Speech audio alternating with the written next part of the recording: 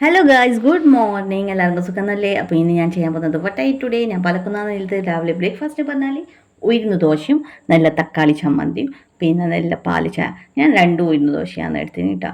ഇതൊക്കെ ഉണ്ടോ പാൽ ചായ അടിപൊളിയായിരുന്നു. ഇന്ന് പിള്ളേർക്കെല്ലാം സ്കൂളിൽ ലീവല്ലേ, എല്ലാവരും വീട്ടിൽ തന്നെ ഇല്ലതാണ്. എനിക്ക് പോകണം കേട്ടോ. ഇതാ പിങ്കി ഉണ്ട്, ഇതൊക്കെ ഉണ്ട്. പിങ്കി തോന്നുന്നുണ്ട്. ഇതാ അപ്പം ഉണ്ട്, അപ്പം എല്ലാം കഴിക്കുന്നത്. നരണിയുണ്ട്, ഇതാ വീണേച്ചയുണ്ട്. എല്ലാവരും നമ്മൾ ഒന്നിച്ചിട്ടാണ് ചായ കുടിക്കൽ. ഇതാ ഇവിടെ ശില്പേച്ചി റെഡി ഫോർ ഇരിക്കാൻ വേണ്ടി. ഉച്ചക്ക് ഞാൻ ഓഫീസിൽ പോയിട്ട് ഉണ്ടായിനി. അപ്പോൾ നമ്മൾ സ്ഥിരമായ അമ്മ ഹോട്ടലിലായിരുന്നു. എനിക്ക് 2 പപ്പടം തന്നതാണ്. അത് പെൻഡിങ് ഉണ്ടായിനി പപ്പടം. അത് പെരക്കുണ്ട്, അച്ചാറുണ്ട്, മീൻകറിയുണ്ട്, സാമ്പാറുണ്ട്, ക്യാബേജ് വറവുണ്ട്, കുഞ്ഞുമത്തി പൊരിച്ചതാണ്. പിന്നെ എൻ്റെ മോരും. അങ്ങനെ അടിപൊളിയായിരുന്നു ഫുഡെല്ലാം. ആട്ടെ ഫുഡ് പിന്നെ പ്രത്യേക വെറൈറ്റി. ഇന്ന് എനിക്കൊരു 5 തോന്നും പൊരിച്ചു തന്നത്.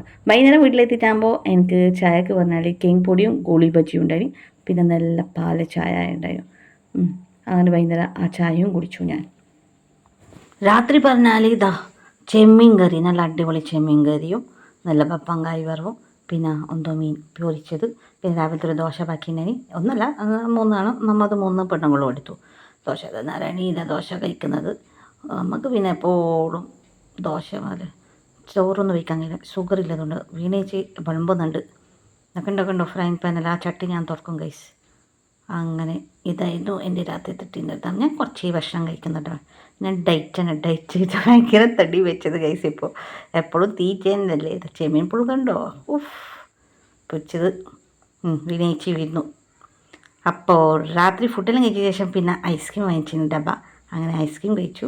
അപ്പോൾ ഇതായിരുന്നു ഇന്നത്തെ ടുഡേ. അപ്പോൾ അത്രയേ ഉള്ളൂ ഗൈസ്. ബൈ, ഗുഡ് നൈറ്റ്, ശുഭരാത്രി.